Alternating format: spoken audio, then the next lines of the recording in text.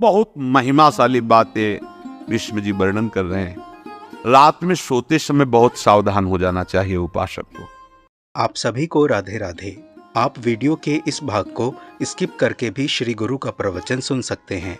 आज के इस प्रवचन में श्री गुरु ने प्रभु भक्ति की, भगवान के नाम जप की बहुत ही अनोखी विधि के बारे में बताया है। श्री गुरु ने बताया है कि हम किस तरह रात्रि के समय सोते वक्त भी प्रभु का भजन कर सकते हैं, हम अपनी नींद को किस तरह प्रभु के भजन में लगा सकते हैं और कैसे एक साधक अपनी नींद में भी प्रभु का नाम जप करके श्री कृष्ण को प्रसन्न कर सकता है। इसका सुंदर वर्णन श्री गुरु ने इस प्रवचन में किया है। तो ध्यान से सुनिए श्री गुरु के इस मधुर प्रवचन को और पुण्य के भागी बनिए। राधे राधे। बहुत महिमाशाली बातें विष्णु जी वर्णन कर रहे हैं। रात में सोते समय बहुत सावधान हो जाना चाहिए उपासक को। वैसे तो हर समय सावधान, पर सोते समय ऐसे सावधान होना चाहिए जैसे मृत्यु के समय योगी जन अपने सारे इंद्रियों को समेट लेते हैं और अपने स्वरूप में, अपने प्रीतम के स्वरूप में लगा देते हैं। तुम रोज शयन के समय ऐसा अनुभव करो, पता नहीं आंख खुले कि ना खुले। कितने ऐसे हैं कि सोते ही रह गए। आप अब बेहोशी की हालत में जा रहे हैं, नींद में जा रहे हैं, तो एक समय रखो कि आप अपनी शैया पर इतने समय ही जाएंगे। एक नियत समय रखो। हमने देखा है साधकों का एक समय होता है कि 10 बजे हमें लेट जाना है, सोना नहीं, लेट जाना है और लेटे हुए भगवत चिंतन करना। आप जब सो गए तो सो गए, नहीं सो गए तो उसमें हमें टेंशन नहीं लेना। अभी नींद नहीं आई, 10:30 बज गए, 11 बज गए, ये नहीं। आंख मूंदी, मंत्राकार वृत्ति, तो बिना नींद की गोली के सो जाओगे। यह है ऐसा। भजन में मन लगाओ, सो जाओगे।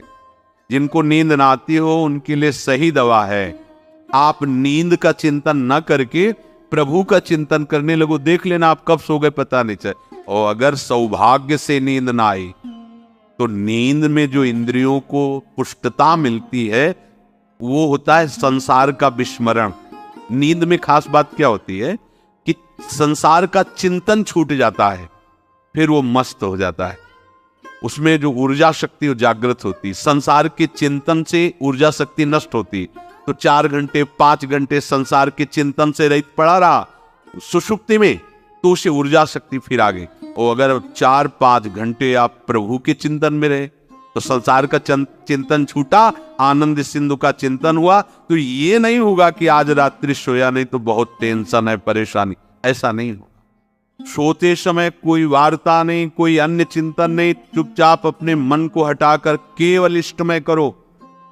कब नींद आ जाती इसकी चिंता मत करो, इष्टाकार वृत्ति करके ही सोना चाहिए। तो आगे जो लिखा है पुनरुत्थिताय, जब उठो तब वैसी वृत्ति, तो कुछ दिन बाद स्वाभाविक हो जाएगी, स्वाभाविक हो। अपने तो इतना तक देखा है कि जैसे आधा पद में होश रहा और निद्रा आ गई, तो जब चेतना आई तो उसी पंक्ति से, जहां से होश गायब हुआ था, उसी पंक्ति से जागरण प्रारंभ हुआ। ऐसे नींद भी तुम्हारी भजन हो जाएगी, समाधि हो जाएगी, यदि आप सोते समय प्रभु का चिंतन करेंगे। हमें ये नहीं देखना कि उपांशु मानसी को इसमें कितने गुना, हमें गुना बना नहीं देख। हमें अपने प्रभु को बोलना नहीं। भजन में मन नहीं लग रहा, पद गा रहे हैं, जोर जोर से चिल्ला रहे हैं, नाम कीर्तन कर, हमें अपने प्रभु से जुड़े रहना है। हमारा निरंतर स्मरण चले, बस ये प्रयास रखना है। जब आप सैया पे शयन करते उस समय असावधानी हुई तो विकार छा जाएगा, ध्यान रखना। आपका चिंतन गलत हो जाएगा, आपकी चेष्टा गलत हो जाएगी। जागृत में न सही तो स्वप्न में। आप सावधान उस समय जरूर रहिए और उतना ही विश्राम कीजिए जितना आवश्यक हो। व्यर्थ में करवटें मत बदलिए, ये उपासक का स्वरूप नहीं होता। रोगी है तो बात अलग है, बड़े असाध्य रोगों से, नहीं तो ऐसी दिनचर्या नहीं होनी चाहिए। कै बजे? 3:30, अभी आधा घंटा तो है, फिर कमर ओढ़ लिए। ये नियम लीजिए। सोते समय आप बिल्कुल मृत्यु दशा की स्थिति लाइए, जैसे मरने वाला नहीं होता, सब जगह से मन हटाकर। और सच्ची है, पता नहीं आंख खुले कि ना खुले। ये बड़ा धोखे का जीवन है। ये ऐसे हजारों लोग सोए और सोते ही रह गए। हमको धोखे में नहीं रहना। सुबह जग जाएंगे तो फिर भजन करेंगे, लेकिन हम बिल्कुल तैयारी हुई। रात्रि के समय कोई और चिंतन न बनने पावे। देखो अब और उस समय खास करके विषय चिंतन बनता है, ध्यान रखना। दिन भर लड़ते रहोगे इंद्रियों से, और जब आप शयन के समय जाओगे तब वो अवसर ढूंढेंगी और आपको विषयों में फंसाने की चेष्टा करेंगी। कोई क्रिया या पूर्व में कोई क्रिया या कोई दृश्य या कोई बात अगर कहीं मोबाइल से मित्रता है और बगल में रखा है तो भूल जाओ, रात्रौ च कृष्णम पुनरुत्थिताच। जब तक नींद नहीं आती तब तक फिर वो ऐसी सामग्री डाल देगा कि वो बर्बाद हो जाओगे। अब यंत्र का प्रभाव देख लीजिए। ये छाती पे मोबाइल होगा, यही धड़कन के साथ वो घंटी बजे और कुछ नहीं। ऐसा भगवान का खेल रचा है। और इसमें सबसे खतरनाक बात है कि आप जो चाहो देख सकते हो। अब अगर साधक सावधान नहीं है तो समाज में तो ऐसे कट गया। अब एकांत में जब शयन के समय गया, उस समय मन आपको फंसाने की चेष्टा। प्रार्थना है अगर आपके पास मोबाइल हो तो एक उसका समय रखो। अगर आपको ऐसा लगता है कि कोई परिस्थिति आ जाए, हम स्विच ऑफ किए तो एक और मोड़ कहते हैं, कोई फ्लाइट मोड दो, क्या मोड़ में लगा दो, सीधे मत रखो, मोड़ में लगा दूर रख दो। आप अपने चित्त को प्रभु में जोड़िए। रात्रि के समय मोबाइल का प्रयोग मत कीजिए। सुबह उठते ही आपको कुछ चिंतन नहीं करना। सबसे पहले उठते यदि आपके अभ्यास में आ गया तो ऐसा ही होगा, नहीं तो आपको पहले सदगुरुदेव भगवान का प्रणाम नमस्कार और कुछ भक्तों का, और फिर नाम जप। भले 5 मिनट ही करो, अपने आराध्य देव का सुमिरन, फिर अपनी दिनचर्या करो। ऐसे ही यदि आप निरंतर प्रभु के चरणारविंद का आश्रय लेकर उनका भजन करोगे और रात को पवित्र रखो, दिन तो समाज में कटेगा।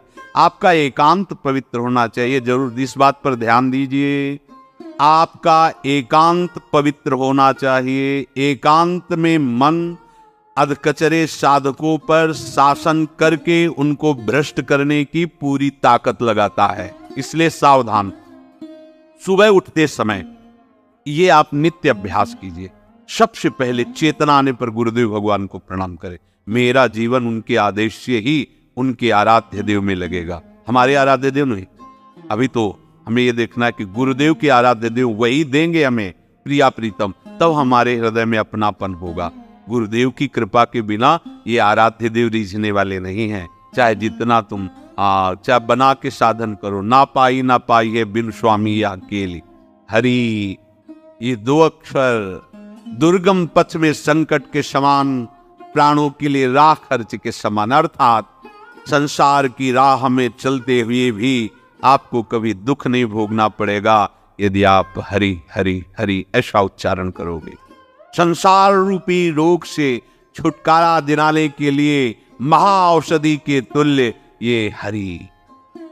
जब कोई इनकी महिमा को इनके चरणारविंद से जानता है तभी वो एक कह पाता है कि वास्तविक में नहीं जान पाया। यही जानता है। जो ये जानता है कि मैं जान गया, वो जान नहीं पाया, और जो जानता है वो यही जान पाया कि मैं जान नहीं पाया। इतने बड़े बड़े महर्षि, इतने बड़े, जो ये जानता है कि मैं जानता हूं, तो अभी वो जान नहीं पाया। और जो ये कहता है कि उनकी कृपा से जाना पर पार नहीं पाया, मैं जान नहीं पाया, वही असली में उनको जानता है। अखंड भजन। आप कुछ भी जीवन में हो जाए, अपने प्रभु का नाम नहीं छूटने देंगे। कुछ भी कमर कशो, सामर्थ्य है आप में। प्रभु ने आपको आध्यात्मिक शक्ति से युक्त मनुष्य शरीर दिया है। ये साधन धाम मोक्ष कर द्वारा पाई न जे परलोक संभारा, मिला ही है। इसीलिए ये जो बातें बनाते हैं लोग, हमसे भजन नहीं, भजन में मन नहीं लगता, ऐसा वैसा, ये आप भोगों में सुख मानकर, स्नेह संबंधियों में सुख मानकर ऐसा बोल रहे हो।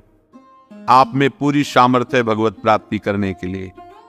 चाहे जो जहां भी जन्मा हो, मनुष्य शरीर पूर्ण भगवत प्राप्ति के लिए युक्त है, उसमें कोई कमी नहीं है।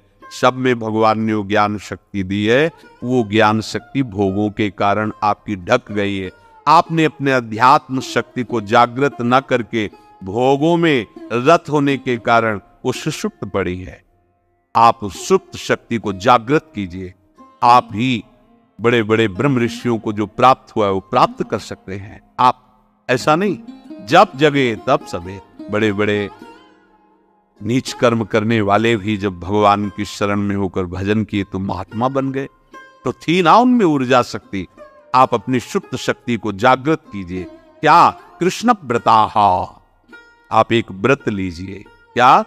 कि मैं निरंतर श्री कृष्ण का भजन करूंगा। ये निरंतर शब्द बहुत प्यारा है।